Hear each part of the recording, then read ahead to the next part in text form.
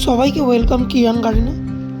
বন্ধুরা, নিজস্ব কিছু কারণের জন্য বিগত দিন দীর্ঘদিন বলতে পারেন কোনো ভিডিও আপলোড করিনি। গাছের পরিচর্যা অবশ্যই করেছি, সময়ের কারণে আপনাদেরকে দেখাতে পারিনি। তো এবছরে শীতে আমি নতুন কিছু গাছ কালেক্ট করেছিলাম, যেগুলো আমার খুব ভালো লেগেছে। তার মধ্যে সবথেকে পছন্দের বলতে পারেন জারবেরা, যেটা আমার গাছ করার জীবনে প্রথম কোনো গাছ যদি আমি বসে থাকি আমার বাগানে, সেটা হচ্ছে জারবেরা। কিন্তু এত ভালো লেগেছে বলে বোঝাতে পারবো না, আপনারাও চাইলে বোঝাতে পারেন। অনেকে বলে যে জারবেরা এই লাগে ওই লাগে, কিচ্ছু লাগে না।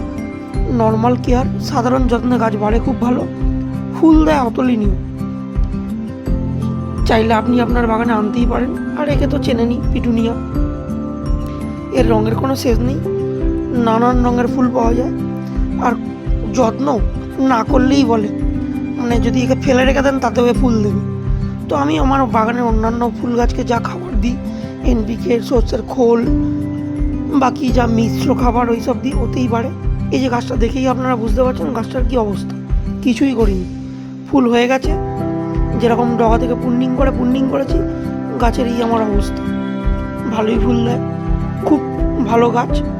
অনেকে বলে এটা শীতের গাছ, কিন্তু একটা ইম্পর্টেন্ট জিনিস বলে রাখি, পিটুনিয়া এমন একটা গাছ যে আপনাকে গরমের মাঝামাঝি সময় পর্যন্ত ফুল দেয়, এবং যাওয়ার আগে আগামী বছরের জন্য আপনাকে উপহার দিয়ে যায়। উপহার এর ফুল হয়ে যাওয়ার পরে ওর মধ্যে দানা জন্মায়। যদি দীর্ঘদিন ধরে আপনারা পিটুনিয়া করেন জানবেন। আর জবা নিয়ে তো বলার কিছুই নেই। যেগুলো পুনে ভ্যারাইটির বা শীতকালীন জবা আছে, তারা শীতকালে ভালো ফুল দেয়। কিন্তু কিছু জবা গাছ আছে যেগুলো দেশি ভ্যারাইটি, যারা শীতকালে ডরমেসিতে চলে যায়। সেই গাছগুলো পুন্নিং করে রাখুন, গরমে ভালো ফুল দেবে। আর একে তো চেনে নিই, চন্দ্রমল্লিকা। যদিও অতটা আমি ইন্টারেস্টেড করি না, তবে খুব সুন্দর গাছ, চাইলে করতে পারেন।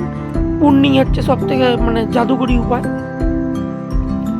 এটা হচ্ছে আর একটা আমার ডবল পেটালের জবা। ঠাকুরও পায়, আমার মনও ভরে, সব দিকই হয়ে যায়, বাড়িও ম্যানেজ। এই একটা গাছ যেটা সকল ভগবানকে প্রেমীকে বলবো যারা গোলাপ ভালোবাসেন, বলতে পারেন গোলাপের বিকল্প। অ্যামেলিয়া অনেক কালারের হয়, অল্প যত্নে বাঁচে।